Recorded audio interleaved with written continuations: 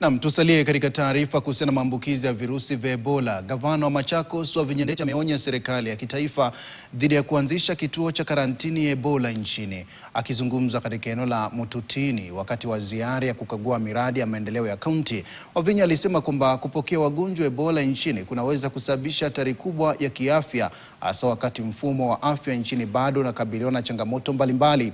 Kauli yake ikiwa imejiri huku serikali ikiendelea na mipango ya kuanzishwa kwa kituo hicho huko mjini Nanyuki licha amri ya mahakama kuu iliyositisha mpango huo kwa muda. Serikali imesisitiza kwamba hatua hiyo inazingatia maslahi ya kimkakati na uhusiano wa kidiplomasia kati ya Kenya na Marekani. Ndeti aliwataka pia Wakenya kuwa uangalifu na kufuata kikamilifu miongozo wa afya ya umma sawa na ile iliyotolewa wakati wa janga la virusi vya korona mwaka 2020.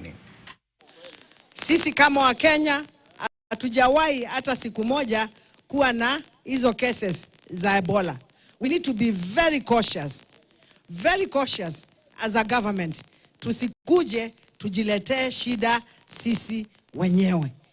In fact, mahali ingetengenezwa hata hiyo quarantine ingekuwa huko Congo, kwa DRC, kwa sababu huko ndio hiyo ugonjwa iko. Kwa hivyo mahali ya kutengeneza pazuri, mkiniuliza mimi maoni yangu kama Wavinya, ningesema hiyo quarantine tuongee na Amerika waende wajenge wapi? Congo, because huko ndio iko na hiyo shida. Sisi hatuna hiyo shida. Na niwaulize Wakenya tutarudi mahali tulikuwa.